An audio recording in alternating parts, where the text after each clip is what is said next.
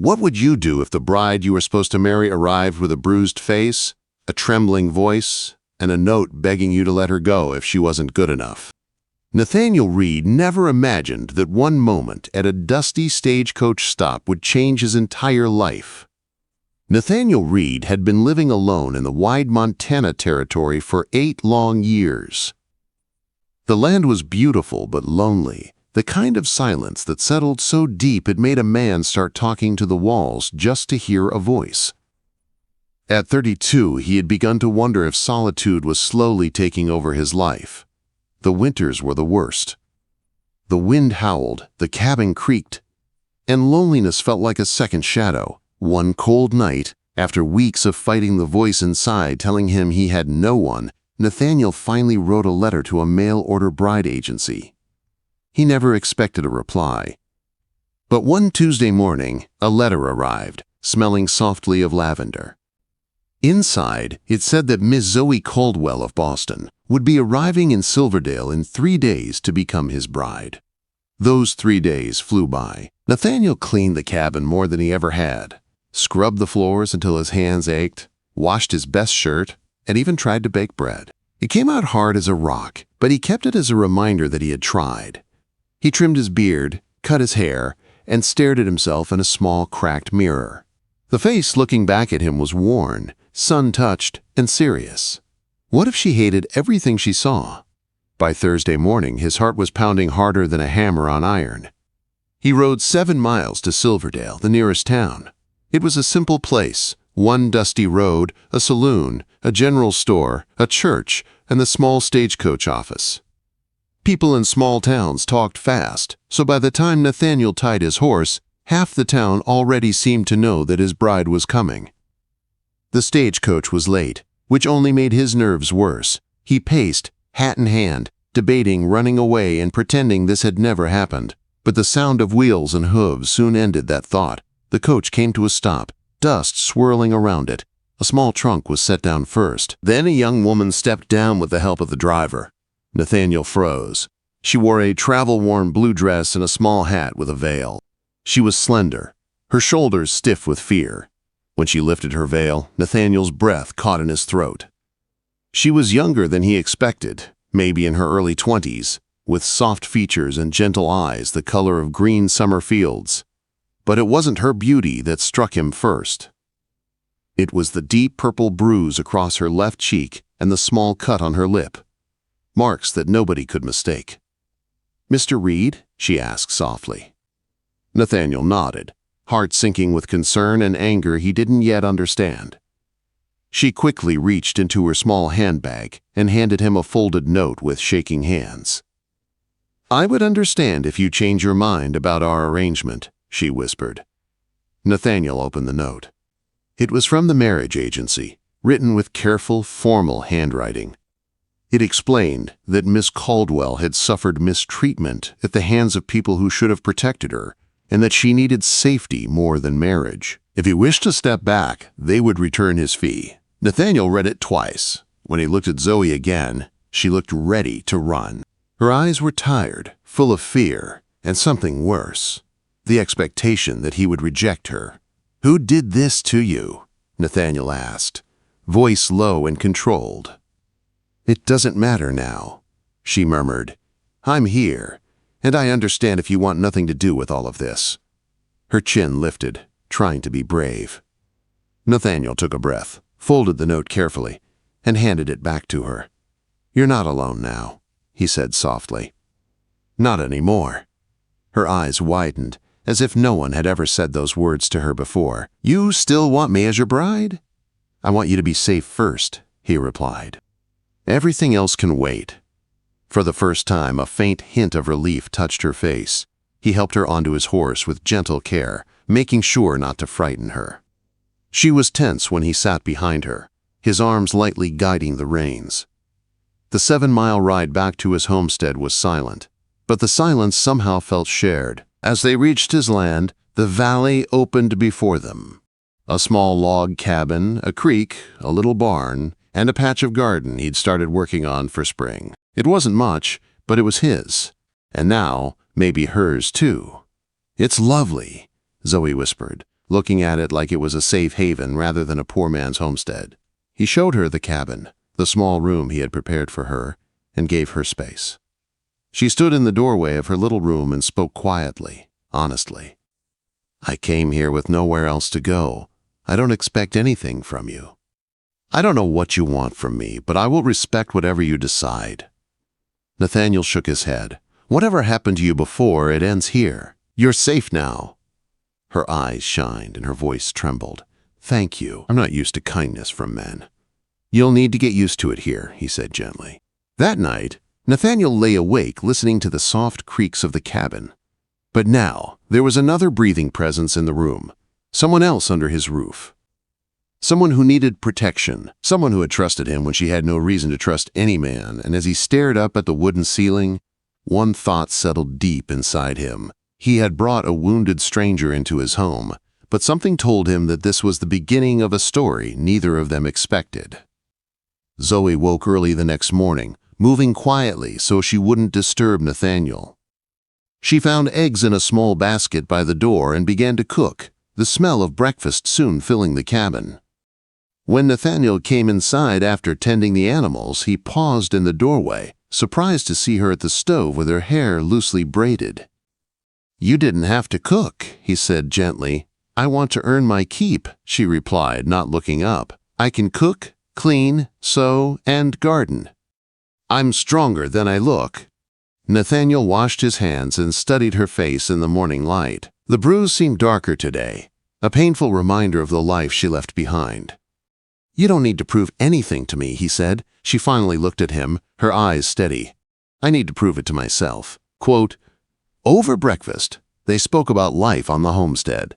Nathaniel shared his routine, the never-ending chores and the harsh winters. Zoe listened closely, asking questions that showed she understood more about farm work than he expected. "I grew up on a small farm in Vermont," she explained, "before my parents died." Her voice softened at the memory, and Nathaniel didn't push. He simply nodded and offered to show her around the land after they ate. Outside, he walked her past the creek, the barn, and the small vegetable patch. Zoe moved slowly, taking in everything, breathing the fresh air as if every moment healed a little piece of her. "It's peaceful here," she said, watching the sunlight dance on the creek. "So open, so free." "Sometimes it's lonely," Nathaniel admitted. "Winter can cut us off from town for weeks." She looked at him, her expression serious. "I've had enough of people for a while. Loneliness doesn't frighten me." Nathaniel understood that more than she knew. Still, he smiled slightly. "Well, now you've got me to deal with." Quote, a small smile touched her lips. "I think I can manage that." Days slowly found a rhythm. Zoe insisted on helping with chores. She was gentle with the chickens, and the milk cow seemed to like her more than Nathaniel. She cooked meals that made him realize how poorly he had been eating all these years. She cleaned, repaired small tears in clothing, and even began tending the small garden with a confidence that impressed him. As the weeks passed, the purple bruise on her face faded. Little by little, so did her stiffness and fear. She still avoided sudden touches, still jumped at loud noises, but Nathaniel noticed something changing. When he spoke, she met his eyes more often. When he smiled, she sometimes smiled back. They kept separate sleeping quarters, and Nathaniel made sure she always felt safe and respected. They worked together in the day, talked softly in the evenings, and shared meals like a real home. But they never spoke of the paper that still sat unsigned in Nathaniel's drawer, the one that would make them legally married. One evening, as they sat outside watching the sunset, Zoe finally spoke about her past. "My uncle took me in after my parents died," she began. "At first, he was kind. But as I got older, he changed. He started treating me differently, showing me off, making plans for me I didn't want." Nathaniel sat quietly, letting her speak at her own pace. "He arranged a marriage to one of his business partners, a man far older than me. Cruel. I refused." She looked down at her hands. "That was when my uncle first struck me. It wasn't the last." Nathaniel's chest tightened with anger, but he did not interrupt. "I escaped and went to the bride agency. The woman there saw my bruises and helped me leave that night." Zoe looked at him, eyes shining with honesty.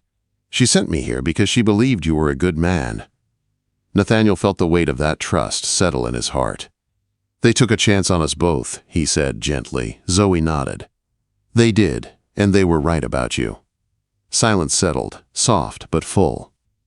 "I know our agreement was for marriage," she said quietly, "and I'm prepared to do my part if that is what you still want."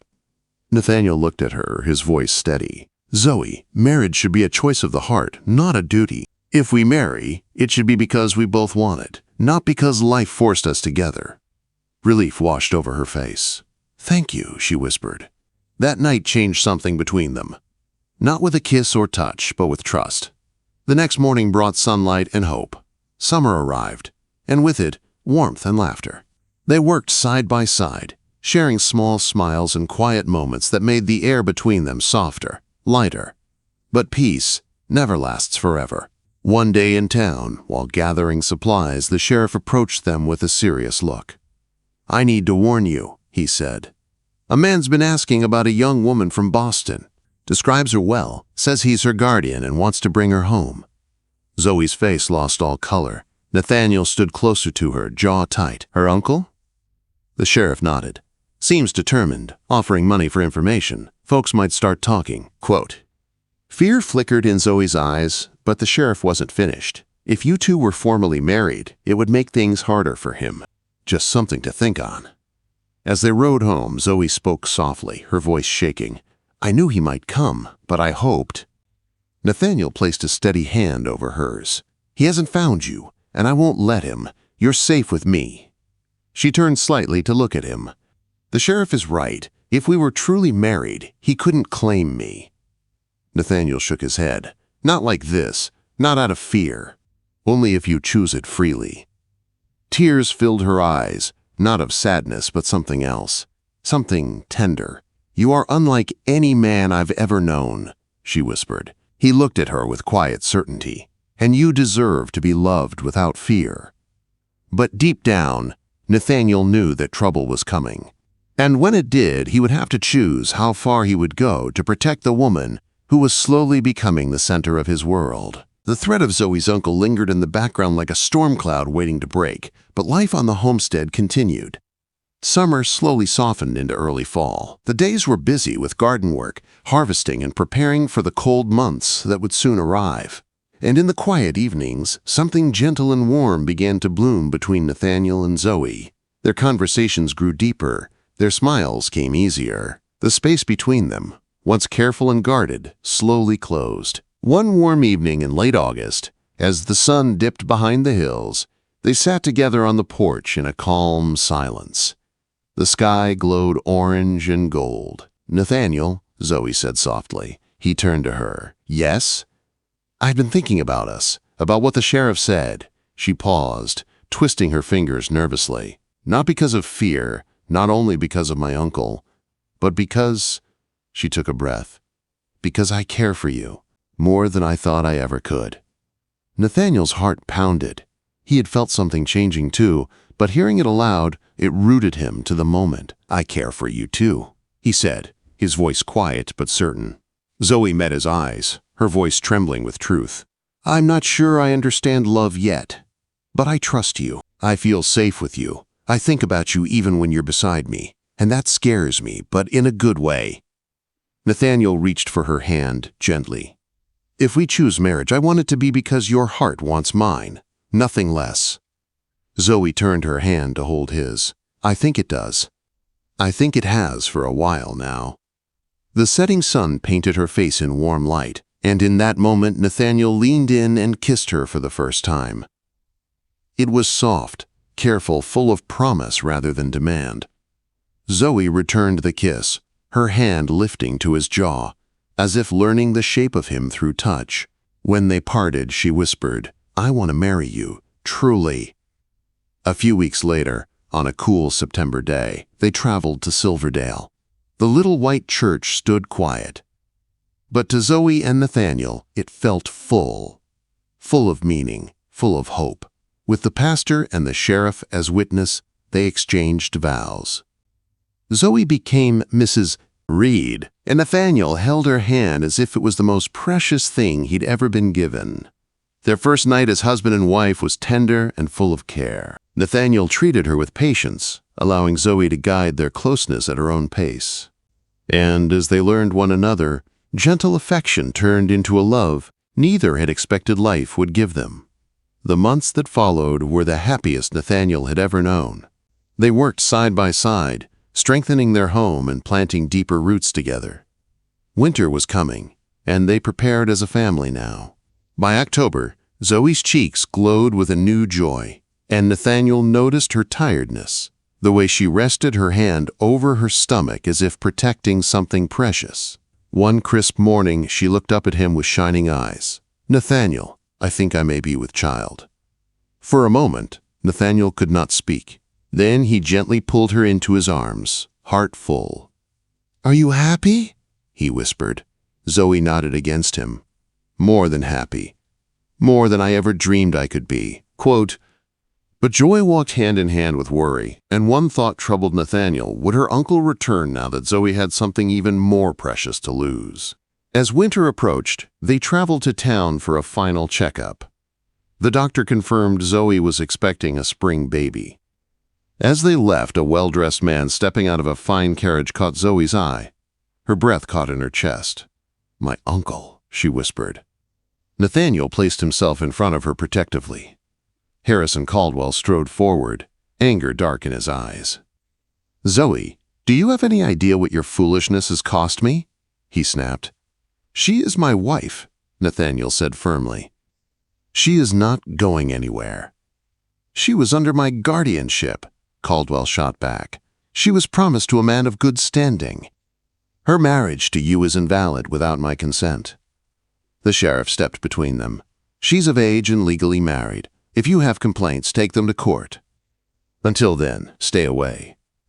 Caldwell's glare moved from the sheriff to Zoe. "You will regret this."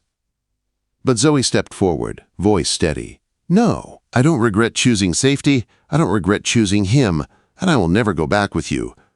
Her uncle left that day, but danger left with him." Nathaniel tightened the homestead's safety. Doors stayed locked. Trips to town stopped. Winter snow began to fall, sealing them off from the outside world. But inside their cabin, warmth grew stronger. Their daughter was born in the early morning light of spring. They named her Amelia Reed. Nathaniel held Zoe and their baby in his arms, tears filling his eyes. "You are my family," he whispered. "My heart, my home." Zoe rested her head on his shoulder, voice soft with love. "We're not alone now, not anymore." Years later, the homestead grew into a thriving farm. Laughter filled the air as little Amelia helped in the garden, while her younger brother Joseph toddled behind her. Zoe's scars had faded, replaced with joy. Nathaniel watched them, his heart full to the brim. It had begun with a broken woman stepping off a stagecoach and a cowboy offering 7 simple words of safety. "You're not alone now," quote. And he kept that promise all the days of their life.